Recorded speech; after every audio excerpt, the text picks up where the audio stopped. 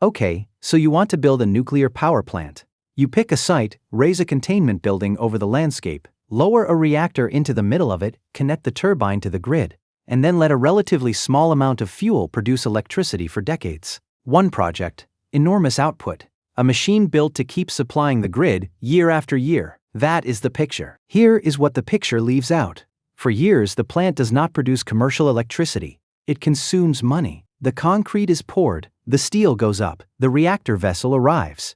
Thousands of workers move through the gates every morning. Interest is charged. Security is staffed. Replacement power may have to be bought from somewhere else. And the turbine still is not earning a dollar. That gap between spending and operating is the whole problem. A finished nuclear plant can be one of the most productive assets on an electrical grid. Building that same plant can be one of the most financially dangerous things a utility ever attempts. The fuel is not usually the first thing that breaks the economics. The clock is. Before you can understand why, look at what you are actually building, because it is not one machine inside one building. The reactor sits at the center, but around it is an entire industrial system. There is the nuclear island, the steam generators, the turbine hall, the generator, transformers, switchgear, transmission equipment, cooling systems, backup power, control rooms, fuel handling equipment, security systems, warehouses, roads, emergency systems, and a place to store used fuel after it leaves the reactor. Then there is the part you cannot see in an aerial shot. The licenses, the operating procedures, the training programs, the inspection records, the test results, the documents proving that a particular pipe, support, cable, valve, and weld were installed where the approved design said they would be installed. In the United States, a company can own the land, own the buildings, own billions of dollars of equipment, and still not have the right to turn the plant on. A combined license covers construction and operation, but only after the required inspections, tests, analyses, and acceptance criteria are satisfied. You can walk through a completed control room, stand beside finished turbine equipment, and still be waiting for permission to make the asset useful. The building may be there. The business has not started. That is what makes the construction phase so strange. The project can look more complete every month while the financial risk keeps getting worse. A containment wall can be finished. A steam generator can be installed. The switchyard can be ready. But if one required system is not accepted, commercial operation moves again. And when commercial operation moves, every dollar tied up in the project waits with it. So where does the first wave of money go? Into the physical plant. Thick foundations, reinforcing steel, containment structures, reactor vessels, turbine equipment, pumps, valves, pipe, cable, transformers, cranes, roads, and temporary buildings large enough to support the permanent ones being built behind them. The scale is easy to photograph, the more dangerous part is harder to see. A nuclear component does not count merely because it has been installed. Its material has to be correct. Its position has to match the design. Its testing has to pass. The record has to prove all of that happened. If a support is in the wrong place, the problem does not end with moving the support. Engineers may have to review what changed. Inspectors may have to return. Work installed after it may have to be opened. A section that looked finished can become active construction again. No explosion, no dramatic collapse, just a red mark on a drawing, a crew waiting for an answer, and another date sliding to the right. And that brings us to one of the most misleading numbers in the entire business: overnight cost. Overnight cost is the price of the physical plant without financing, as if the entire thing could be built instantly. It is useful when engineers or investors want to compare one design with another. But a plant does not appear overnight. It appears over years, and the years are not free. The people supplying the money do not wait for the first megawatt hour before expecting to be paid. Lenders charge interest. Investors expect a return for tying up capital. Contractors send invoices while the site is still mud, scaffolding, and unfinished concrete. The longer construction lasts, the longer the project carries a huge balance without normal operating revenue. The same physical reactor can therefore have very different economics, depending on the price of money. In one illustrative large reactor case, studied by the OECD Nuclear Energy Agency, increasing the assumed real cost of capital from 3% to 7% raised the modeled investment cost from roughly $4,700 per kilowatt to more than $5,400. At 10%, it moved above $6,000. Nothing about the reactor changed. The concrete did not get thicker. The turbine did not get larger. The money became more expensive. Here is the scale in simpler terms. Imagine $10 billion were fully outstanding at 7%. That would imply $700 million a year in financing cost. Real projects draw money over time, so that is not how an actual construction balance behaves from day one. But once billions have been committed, a year is not an empty box on the schedule, it has a price. And interest is only part of that price. The construction office remains open. Security still patrols the site, equipment already delivered has to be stored, protected, inspected, or repaired. Contractors stay mobilized. The utility may have expected the plant to replace other generation by a certain date, so now it has to buy or produce that electricity somewhere else. Delay keeps the spending alive and keeps the earning power locked away. This is why the schedule is not just a management document, it is part of the financing structure. The date printed beside commercial operation determines when the project finally stops behaving like a giant consumer of cash and begins behaving like a power plant. Plant Vogtle in Georgia shows what that looks like when the date moves by years. Vogtle already had 2 operating reactors. The plan was to add units 3 and 4, 2 new AP1000 reactors with about 2,234 megawatts of combined generating capacity. These were intended to become major pieces of the regional grid, not demonstration machines hidden in a laboratory. The project also did not belong to one owner. Georgia Power held 45.7%. Oglethorpe Power Corporation held 30%. The Municipal Electric Authority of Georgia held 22.7%. Dalton Utilities held 1.6%. Southern Nuclear would operate the completed plant for the co-owners. Construction activity began in 2009. The Nuclear Regulatory Commission issued the combined licenses in February of 2012. Nuclear Island construction for Unit 3 began in 2013. The original certified in-service dates were April of 2016 for Unit 3 and April of 2017 for Unit 4. That is the promise at the beginning of a mega project: a date, a budget, a contractor, a design that is supposed to turn thousands of separate jobs into one operating asset. Vogtle had protections that were meant to make that promise credible. The project used a standardized reactor design. Large industrial companies were involved. Federal loan guarantees supported borrowing. And the main engineering, procurement, and construction arrangement placed major delivery responsibilities on the contractor. On paper, important parts of the risk had been assigned. On the site, the work still had to happen. These were the first new reactors of this design being built in the United States. The country was not simply repeating an active production line. Suppliers had to manufacture specialized components.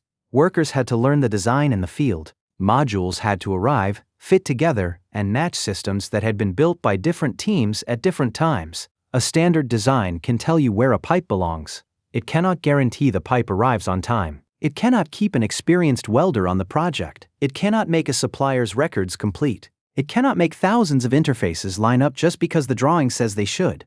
That difference between a design and a delivery system is where a lot of mega-project confidence disappears. Picture the site near the original Unit 3 service date. The containment structure is visible from miles away. Heavy components are already in place. Crews are working across the site. From the highway, it looks like the plant is becoming inevitable. Inside the project, a different reality is accumulating. Work has to be inspected. Problems have to be corrected. Completed areas have to be reopened. A delay in one system blocks testing in another. Every unfinished dependency waits behind the piece in front of it. The project does not fail in one cinematic moment. It becomes late, one decision, one correction, and one unfinished handoff at a time. Then, in March of 2017, Westinghouse filed for bankruptcy protection. That was not a vendor missing one delivery. Westinghouse was the company behind the reactor technology and a central part of the construction arrangement. The owners had partially completed nuclear units, billions already committed, thousands of people on the site, and a contractor that could no longer perform under the original deal. The contract had moved risk onto Westinghouse. The bankruptcy moved the unfinished plant back onto the owners. The original engineering, procurement, and construction agreement was rejected in bankruptcy. The co-owners had to assume primary responsibility for much of the construction and project management work. Vendor relationships had to be taken over or renegotiated. The people who had hired a company to deliver the plant now had to organize the delivery themselves. This is the part fixed-price contracts cannot solve. A contract can tell a functioning company which costs it is supposed to absorb. It cannot force a bankrupt company to finish a reactor. The legal promise survives on paper. The physical site remains unfinished. At that point, the owners face the question every troubled megaproject eventually creates: do you keep going? Stopping sounds like the obvious way to stop the losses. But stopping would not have restored the original money. It would have locked in billions spent on equipment and structures that produced no electricity. The unfinished site would still have to be secured and handled. Customers would still need power. Replacement generation or power purchases would have to fill the gap. Contracts would have to be settled. Debt would still exist. The choice was not an expensive plant or no plant at no cost. It was one expensive future against another. And nobody in that decision room could know the final price of finishing. That is what makes the decision so brutal. The money already spent should not justify unlimited spending, but it changes the alternatives. A half-built reactor is not worth what it cost. It is worth whatever benefit can still be recovered from finishing it, minus whatever finishing will still require. Both sides of that equation were uncertain. Vogtle continued. Unit 3 finally entered commercial operation on July 31, 2023. Unit 4 followed on April 29, 2024. Unit 3 arrived more than 7 years after its original certified in-service date. Unit 4 arrived about 7 years after its own. The dates matter more than almost any photograph of the finished plant. They mark the length of time the project remained on the wrong side of the cash flow line. At peak construction, roughly 9,000 workers were on the project. Hundreds of required inspections, tests, and analyses had to be completed for each unit before operation. When the final approvals came and the turbines began sending electricity to the grid, the project crossed the threshold it had been trying to reach for years. Physically, 2 reactors had been completed. Financially, the argument had only changed shape. Georgia Power's original certified share included about $4.4 billion of capital cost and about $1.7 billion of financing cost during construction. In a later prudency filing, the company forecast roughly $10.2 billion in project construction and capital cost for its share after accounting for Toshiba guarantee funds and customer refunds. The Georgia Public Service Commission ultimately approved about $7.6 billion as the reasonable and prudent Georgia Power capital construction amount to enter rate base. Those figures do not all measure the same thing. One reflects the original certified case. Another reflects later company spending categories. Another reflects what regulators allowed into customer rates as prudent capital cost. That distinction is not accounting trivia. It is the difference between money spent and money recoverable. The wider all-owner project is commonly reported at more than $30 billion, with totals approaching $35 billion depending on whether financing, settlements, and other categories are counted. The exact headline changes with the definition. The underlying fact does not. The final economic burden was far larger than the early picture suggested, and not every dollar was treated the same way afterward. So who carried the years between the original schedule and commercial operation? That is the deepest question in the whole project. Because a nuclear financing model does not remove the cost of waiting, it decides who waits with the bill. At Vogtle, 4 owner groups supplied capital and carried project exposure. The United States Department of Energy issued up to $12 billion in loan guarantees to project co-owners.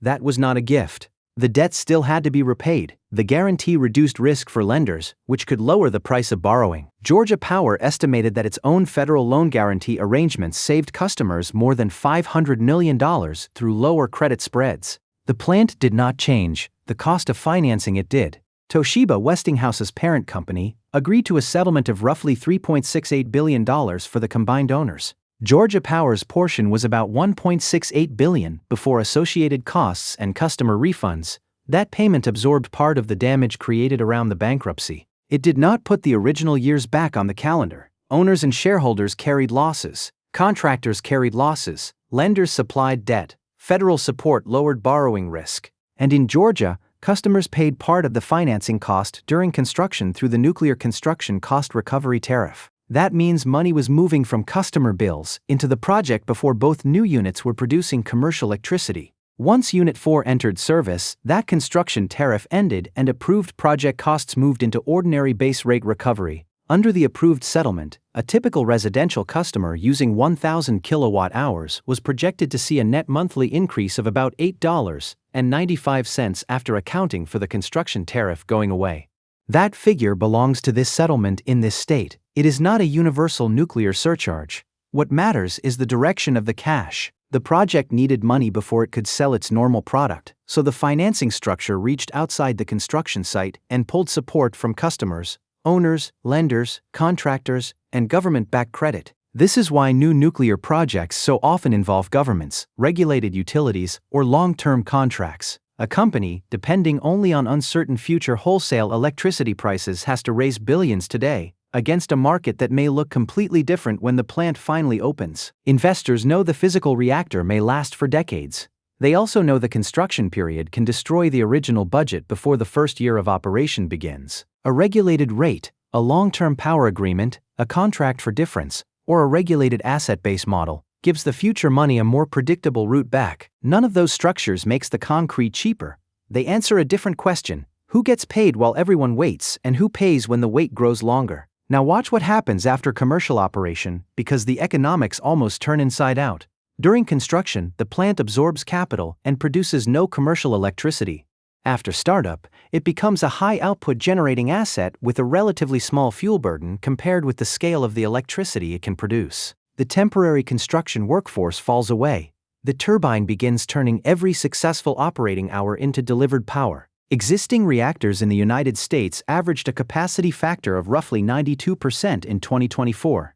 Capacity factor is actual generation compared with what the plant could have produced by running at full output continuously.